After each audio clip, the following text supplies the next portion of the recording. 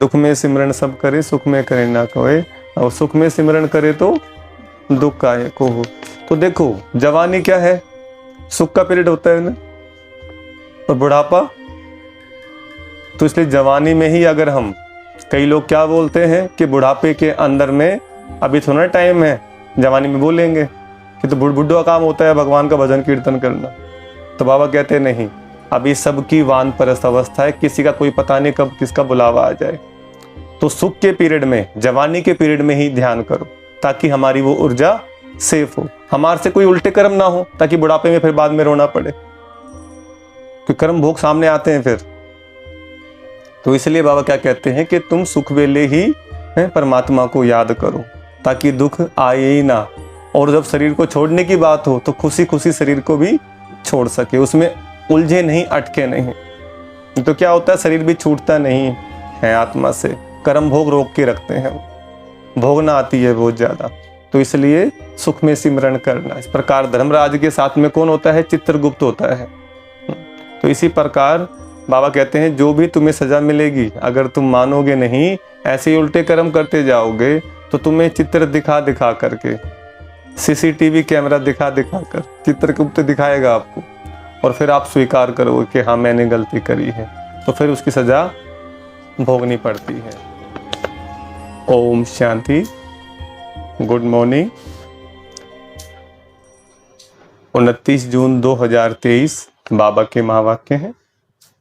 बाबा कहते मीठे बच्चे, ईश्वरीय बचपन को भूल, ऊंचे ते ऊंचा वर्षा गवा नहीं देना। फुल पास होंगे तो सूर्यवंशी घराने में राज्य करेंगे। फुल पास होंगे तब सूर्यवंशी घराने में राज्य करेंगे। प्रश्न है, सतयुग और त्रेता में किसी भी आत्मा को अपने कर्म नहीं कूटने पड़ते क्यों? सतयुग और त्रेता में किसी भी आत्मा को अपने कर्म नहीं कूटने पड़ते क्यों? उत्तर, क्योंकि सतयुग त्रेता में जो भी आत्माएं आती हैं वह संगम की ही प्रारब्ध भोगती हैं। उन्होंने संगम पर बाप द्वारा ऐसे कर्म सीखे हैं, तो 21 जन्म तक उन्हें कोई कर्म कूटना नहीं पड़ता। कर्म कूटना माना भुगतना, रोना पीटना, फिर कहते हैं ना कर्म भोग है, तो कर्म कूटने नहीं पड़े। अभी बाप ऐसे कर्म सिखलाते हैं जिससे आत्मा कर्मातीत बन जाती है, फिर किसी भी कर्म का फल दुख नहीं भोगना पड़ता है। गीत है, बचपन के दिन भुला न देना, आज हंसे कल रुला न देना। ओम शांति। बच्चों ने मीठा मीठा गीत सुना, बेहद का बाप बच्चों प्रति समझा रहे हैं। परमपिता परमात्मा उसको ही कहा जाता है जो श्री श्री यानी श्रेष्ठ श्रेष्ठ है। कहते भी हैं शिव भगवानुवाच अर्थात रुद्र भगवानुवाच। रुद्र परमपिता परमात्मा को ही कहा जाता है। तो परमपिता परमात्मा इस शरीर द्वारा अपने बच्चों को समझा रहे हैं। ऐसे और कोई मनुष्य, साधु संत आदि नहीं कहेंगे कि तुम आत्मा हो। तुम्हारा परमपिता इस मुख से बोल रहा है। कहते हैं गौमुख, अब पानी की तो कोई बात नहीं, बाप है ज्ञान का सागर। श्री श्री 108 रुद्रमाला वह शिव माला है ना। तो पहले पहले ये पक्का निश्चय करो कि बाबा हम आत्माओं को पढ़ाते हैं।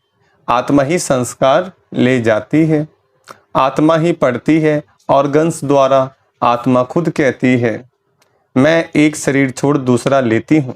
भिन्न भिन्न नाम रूप देश काल बदलते रहते हैं। समय में सतयुग में पुनर्जन्म लेता हूँ तो आत्मा नाम रूप बदल जाता है, आत्मा का नाम रूप बदल जाता है। यह आत्मा बोलती है सतयुग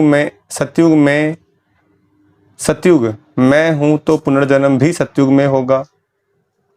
अथवा बाप समझाते हैं तुम स्वर्ग में हो तो पुनर्जन्म वहां लेते हो, फिर नाम रूप बदलता जाता है। बाप निराकार शिव बाबा इस रथ में आकर समझा रहे हैं बच्चे अब तुम हमारे बच्चे बने हो, तुमको बहुत खुशी चढ़ी हुई है। हम बेहद के बाप से वर्षा ले रहे हैं इस ब्रह्मा द्वारा। आत्मा कहती है मैं इस शरीर द्वारा बैरिस्ट्री अथवा डॉक्टरी का पाठ बजाती हूँ। हम आत्मा अशरीरी थी, फिर गर्भ में आकर शरीर धारण किया है। बाप कहते हैं मैं तो गर्भ में नहीं आता हूँ। हम ऐसे नहीं कहेंगे कि परमपिता परमात्मा एक शरीर छोड़ दूसरा लेते हैं। नहीं, तुम लेते हो, यह दादा लेता है। इस आत्मा ने 84 जन्म पूरे लिए हैं। यह आत्मा अपने जन्मों को नहीं जानती थी। अब 84 जन्मों को जाना है। आत्मा ही कहती है मैंने सूर्यवंशी घराने में जन्म लिया, फिर पुनर्जन्म लेते आए, फिर चंद्रवंशी घराने में जन्म लिया, फिर पुनर्जन्म लेते लेते सतयुग, त्रेता, द्वापर, कलयुग में आए। आत्मा कहती है द्वापर में हमने बाप को बहुत याद किया, परमपिता परमात्मा के लिंग रूप की पूजा भी की है, शिवलिंग की पूजा की। मैं आत्मा सतयुग में मालिक थी, वहां किसकी पूजा नहीं करती थी। स्वर्ग में भक्ति होती नहीं, आधा कल्प भक्ति की। अब फिर बाप के सम्मुख आए हैं। बाबा यह तो बड़ा मुश्किल है। अरे मुश्किल क्या बात है, तुम आत्माओं का बाप मैं हूं। मैं आया हूं तुमको पति से पावन बनाने। तुम स्वर्ग की बादशाही करने लिए पढ़ते हो। ज्ञान के संस्कार मुझ परमपिता परमात्मा में है, इसलिए मुझे ज्ञान सागर मनुष्य सृष्टि का बीज रूप कहते हैं। खुद कहते हैं बरोबर मैं रचयिता हूँ, मैं परमधाम में रहता हूँ, मैं यहाँ एक बार आता हूँ। जबकि मुझे पढ़ाना होता है, पतित सृष्टि को पावन बनाना होता है, इसलिए भगवान को पतित पावन कहते हैं। जब संसार पतित बन जाता है तब वो पतित पावन आते हैं सृष्टि को पतित से पावन बनाने के लिए। जरूर पतित ही याद करेंगे, सतयुग में पावन तो याद नहीं करेंगे। ऐसे तो कोई नहीं कहेंगे कि आकर हम आत्माओं को पतित बनाओ, नहीं, पतित माया ने बनाया है, तब कहते हैं पावन बनाओ। परंतु उन्हों को यह पता नहीं है कि मैं कब आता हूँ। मैं आता ही हूँ संगम पर, और कोई समय नहीं आता हूँ, अभी आया हूँ। तुम मीठे बच्चों ने हमारी गोद ली है। जानते हो बाबा फिर से प्राचीन राजयोग सिखलाते हैं, जिससे भारत पावन बनता है। यह है निराकार ईश्वर की पाठशाला। निराकार बाबा कहते हैं मैं इस तन में आता हूँ। किस तन में? ब्रह्मा बाबा के तन में। यह ब्रह्मा तुम्हारी बड़ी मम्मा है। वह मम्मा सरस्वती जगदम्बा है, ब्रह्मा की बेटी। बड़ी मम्मा पालना तो नहीं कर सकती, इसलिए वह जगदम्बा मुकर्रर रखी है। इसके ब्रह्मा के शरीर को जगदम्बा नहीं कहेंगे। यह माता पिता है, यह ब्रह्मा माता भी है। वर्षा माता से नहीं मिल सकता, वर्षा भी फिर भी बाप से मिलेगा। इस ब्रह्मा माता के तुम मुख वंशावली हो। बाप कहते हैं बच्चे मेरा बनकर तुम स्वर्ग की बादशाही लेने लिए पुरुषार्थ करते करते फिर कहाँ माया की युद्ध में हार नहीं जाना, भाग नहीं जाना। यह ईश्वरीय बचपन भुलाना नहीं, अगर भुलाया तो रोना पड़ेगा। तो बीके सरस्वती जिसको जगदम्बा कहते हैं, वह पालना करने निमित्त बनी हुई है। ये ब्रह्मा पालना कैसे कर सकें? कलश पहले पहले इनको मिलता है, पहले इनके कान सुनते हैं ब्रह्मा बाबा के, फिर जगदम्बा है संभालने के लिए। अब बाप कहते हैं मैं संगम युग पर आया हूँ तुमको वापिस ले जाने। जैसे धर्माऊ मास जिसको पुरुषोत्तम मास कहते हैं ना, वैसे यह भी पुरुषोत्तम युग है, धर्म करने का युग। यहाँ उत्तम से उत्तम पुरुष बनना होता है। पुरुषोत्तम माना उत्तम ते उत्तम पुरुष कौन है?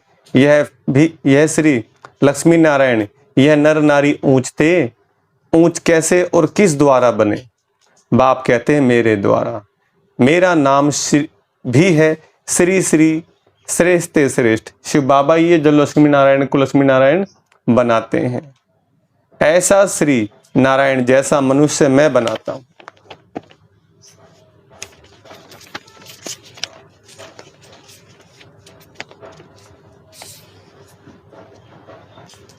पतितों को पावन बनाता हूं, जिससे फिर ऐसे लक्ष्मी नारायण पुरुषोत्तम और पुरुषोत्तम मणि बनते हैं। बाप कहते हैं बच्चों देह सहित देह के जो भी संबंध हैं सबको भूलते जाओ, मुझ एक के साथ योग लगाओ। तुम कहते हो हम बाप के बच्चे बने हैं, बाप के स्थापन किए हुए स्वर्ग के हम मालिक बनेंगे।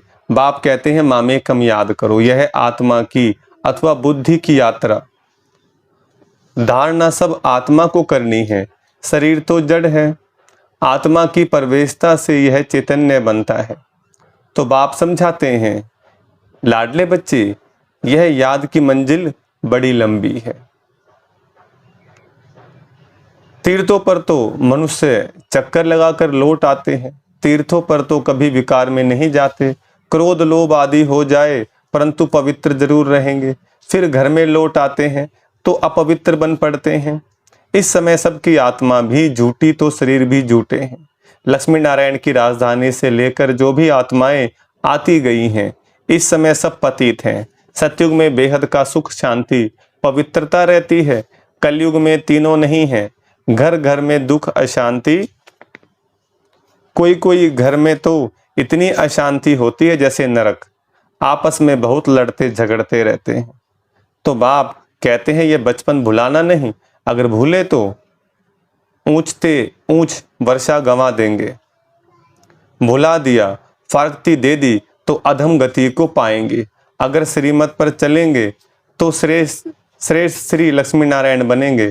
फिर त्रेता में 2 कला कम हो गई, इसलिए उनको क्षत्रियपन की निशानी दे दी है। क्या दी? राम जी को धनुष बाण दिखाया है और श्री कृष्ण के हाथ में मुरली दिखाई है। तो सतयुग में चैन की बंसी बजती है और त्रेता युग में है ना थोड़ी त्रुटि आ जाती है हल्की, लेकिन उसको भी स्वर्ग ही कहेंगे। लेकिन सतयुग में देवी देवता घराना है और त्रेता में क्षत्रिय घराना है। ऐसे नहीं, वहां कोई राम रावण की लड़ाई लगी, जो माया पर जीत पहनते हैं वह देवता वर्ण में जाते हैं, पूरे मार्क्स हैं। सूर्यवंशी नंबर 1 जो गद्दी पर बैठेंगे, थोड़े कम मार्क्स होंगे तो सेकंड नंबर 33% मार्क्स के नीचे आ जाते हैं, तो राज्य पीछे मिलता है। सूर्यवंशी का पूरा हो फिर चंद्रवंशी का चलता है, सूर्यवंशी फिर चंद्रवंशी बन जाते हैं। सूर्यवंशी राजधानी पास्ट हो गई, ड्रामा को भी समझना है। सतयुग के बाद त्रेता सतो प्रधान से सतो हो जाते हैं, खाद पड़ती जाती है। पहले पहले गोल्डन, फिर सिल्वर, फिर कॉपर। अब तुम्हारी आत्मा में खाद पड़ी हुई है, आत्मा की ज्योति उझाई हुई है। पत्थर बुद्धि बन पड़े हैं, बाप फिर पारस बुद्धि बनाते हैं। कहते हैं आत्माएं चलते फिरते कोई भी कार्य करते बाप को याद करो। 8 घंटा तो पांडव गवर्नमेंट को मदद करो। अभी तुम आसुरी कुल से ईश्वरीय कुल में आए हो, फिर अगर आसुरी कुल में गए अथवा उनको याद किया तो विक्रम विनाश नहीं होंगे। मेहनत सारी इसमें है, नहीं तो अंत में बहुत रोना पछताना पड़ेगा। पापों का बोझा रह जाता है तो फिर तुम्हारे लिए ट्रिब्यूनल बैठती है, साक्षात्कार कराते हैं। तुमने फलाने जन्म में यह किया, काशी कलवट में भी साक्षात्कार करा के सजा देते हैं। यहाँ भी साक्षात्कार कराए धर्मराज कहेंगे। जिस प्रकार धर्मराज के साथ में कौन होता है? चित्रगुप्त होता है। तो इसी प्रकार बाबा कहते हैं जो भी तुम्हें सजा मिलेगी, अगर तुम मानोगे नहीं, ऐसे ही उल्टे कर्म करते जाओगे, तो तुम्हें चित्र दिखा दिखा करके, सीसीटीवी कैमरा दिखा दिखा कर चित्रगुप्त दिखाएगा आपको, और फिर आप स्वीकार करोगे कि हाँ मैंने गलती करी है, तो फिर उसकी सजा भोगनी पड़ती है।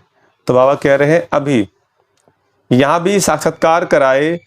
धर्मराज कहेंगे देखो बाप तुमको इस ब्रह्मा तन से पढ़ाता था, तुमको इतना सिखलाया, फिर भी तुमने यह पाप किए।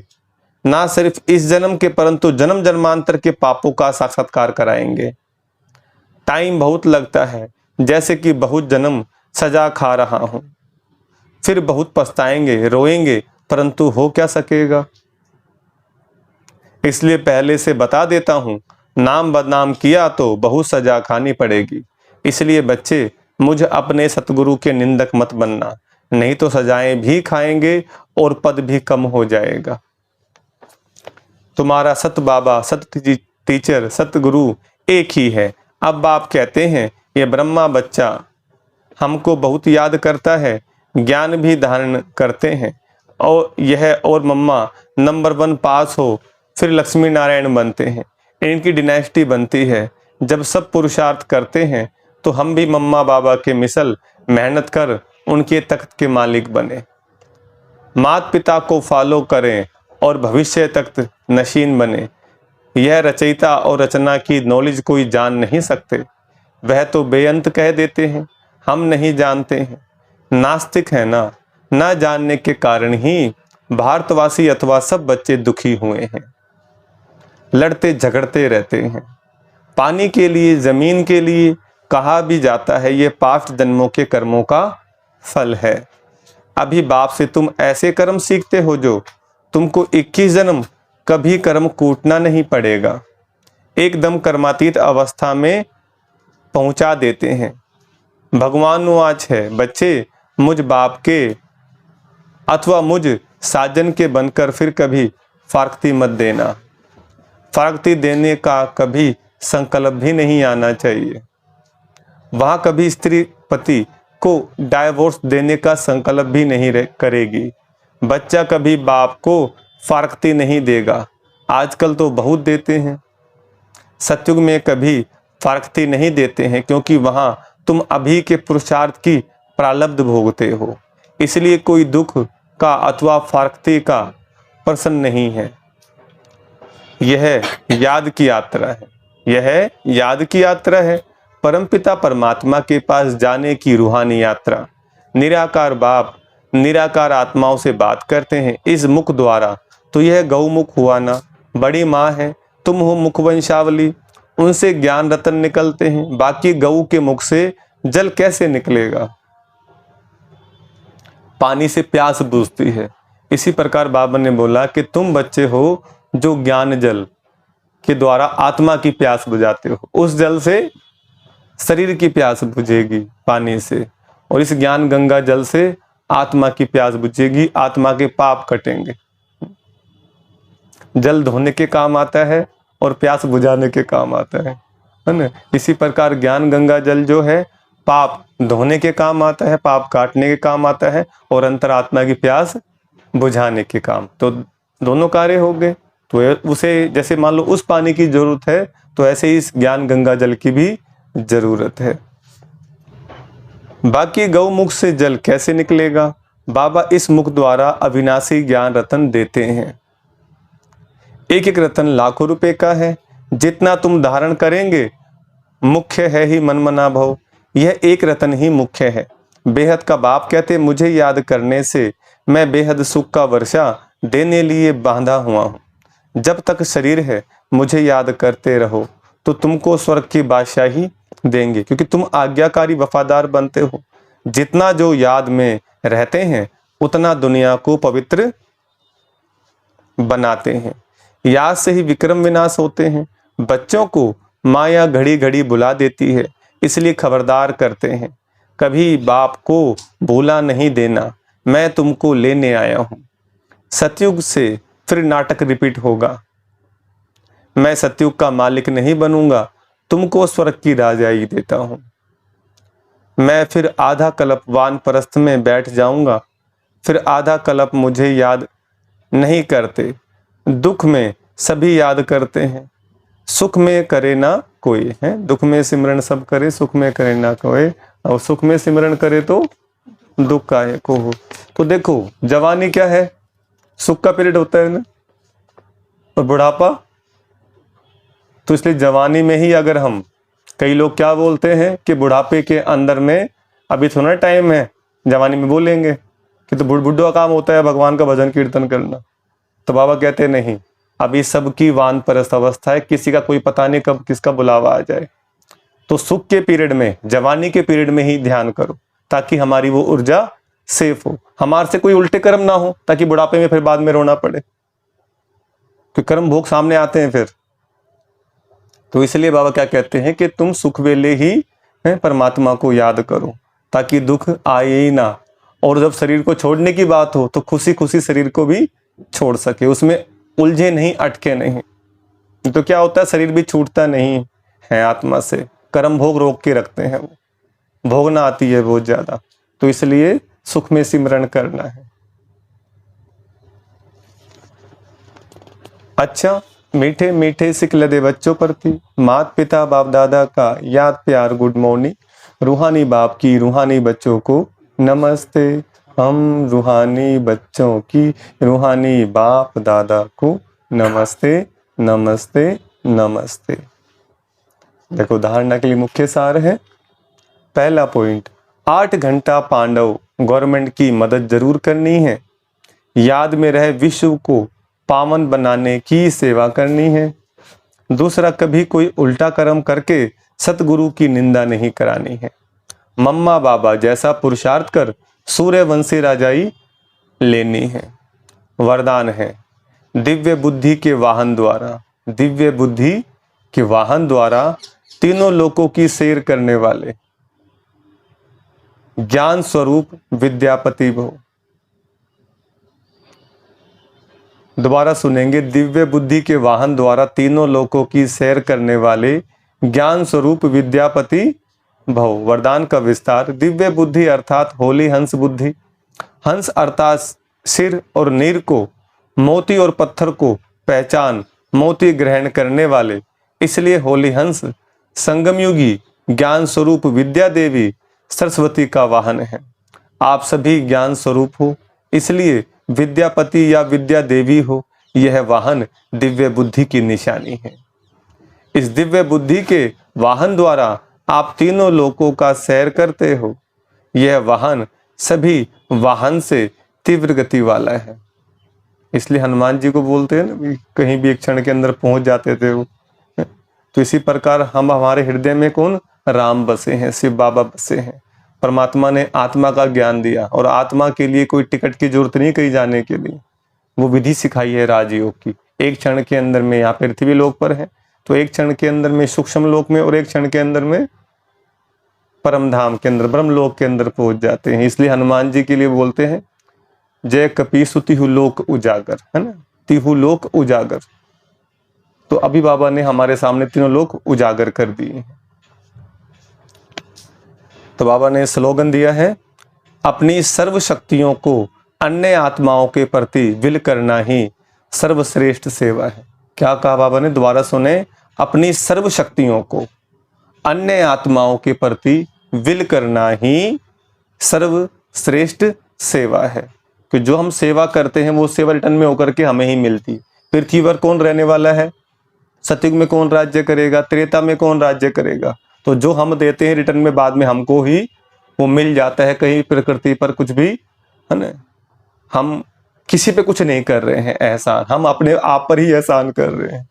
बाबा ने कहा ना कि तुम किसी के लिए कुछ नहीं करते बच्चे, अपने लिए ही करते हो। अच्छा या बुरा जो भी है, वो कर्म प्रधान है। जो कर्म मेरी याद में किया जाए तो कर्म का फल तो मिलेगा ही मिलेगा।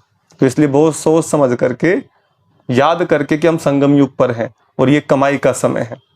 बहुत जबरदस्त हमने जन्मों जन्मों की कमाई करनी है। ओम शांति।